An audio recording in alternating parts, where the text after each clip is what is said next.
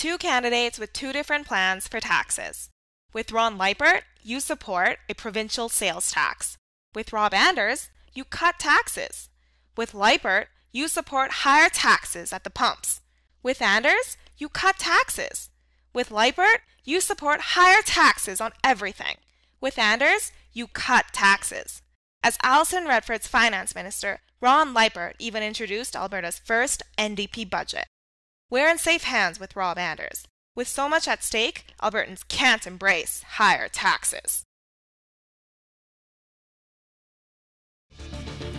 Welcome back. Well, MP Rob Anders wasn't available yesterday when his nomination rival Ron Leipert accused his campaign of misrepresenting itself to his supporters in Calgary Signal Hill. He's ready to tackle that topic today. Mr. Anders joins us from Calgary. All right, Rob Anders, your reaction to Mr. Leipert's allegations?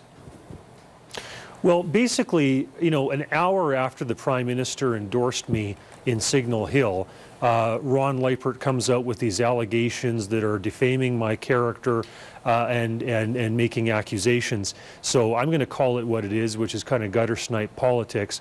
I would never try to impersonate Ron Leipert and his tax and spend liberal policies. So for him to say that type of thing is absolutely misleading. So what's your next step? Well, we've taken on legal counsel. They've issued a letter to Mr. Leipert, and we'll proceed with it. It'll probably be before the courts. But, you know, I mean, at the end of the day, what this really is it's a battle between myself and Mr. Leipert. He was Alison Redford's campaign manager in 2004. I'm somebody who's a loyal supporter of Prime Minister Harper. He's signed up a bunch of Liberals and people who won't vote Conservative in the general election but are there simply to cause mucky muck and hijack our process. And we're going to expose that, and we're going to make sure people know the truth, and we're going to make sure that real blue Conservatives who want to cut taxes know who the real choice is. I've always wondered, though, you've been very critical of some of the candidates that have talked about taking a run at you for the nomination. Doesn't the Conservative Party, in your view, need a big tent of MPs ranging from far right to center, maybe even center left, or should it be uniformly far right? Well, in our neck of the woods, Ron Leipert raised royalties on the oil and gas sector by $2 billion. That's not something that goes over well with the oil patch in Calgary. He advocated a 5 cent a litre increase in gasoline. That doesn't go over well in Calgary. He introduced what was called Alberta's first NDP budget. That does not go over well in this neck of the woods. He wanted to get rid of the flat tax, which was Ralph Klein's gift to Alberta. That does not go over well. You know, this guy's a tax and spend liberal. I don't think Calgary Signal Hill wants a tax and spend liberal. Well, on the other hand, you've done some pretty controversial things in your past, too, and don't you deserve some criticism as well? Oh, you know, I've weathered my criticism. There's no doubt that, you know, I've taken some strong stands in the past, but they're principled, true blue Conservative stands. And I think my record speaks for itself. I voted for, you know, over 160 tax cuts in our time in office. I'm proud that the GST has gone from 7 to 6 to 5%. Ron Leipert, on contrast, suggested that Alberta deserves a provincial sales tax. I don't believe that's the case.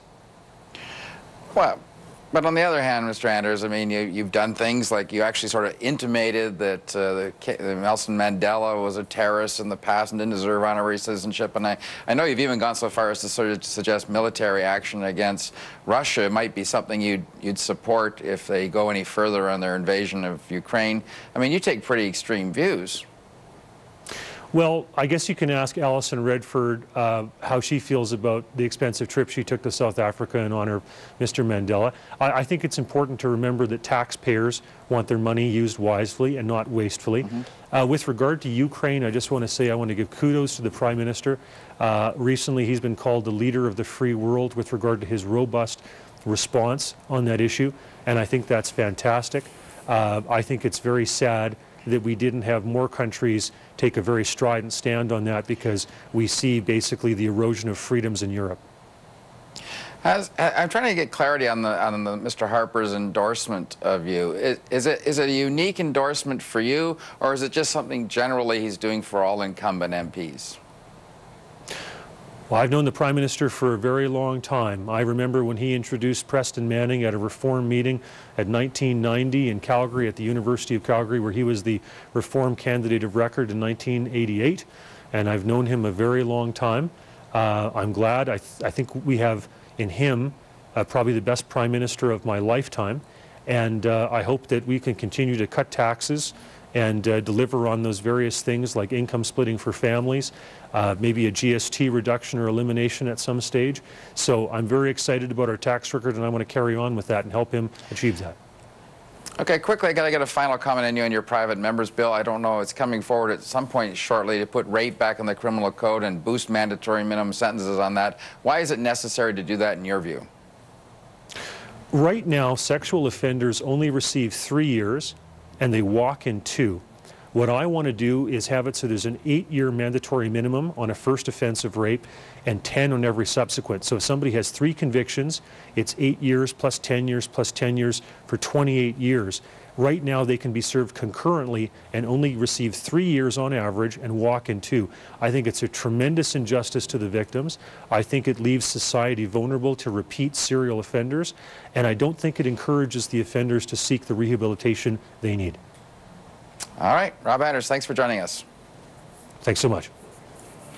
Coming up, it's silly season out there as all 3 parties begin the messy business of nominating candidates for next year's election.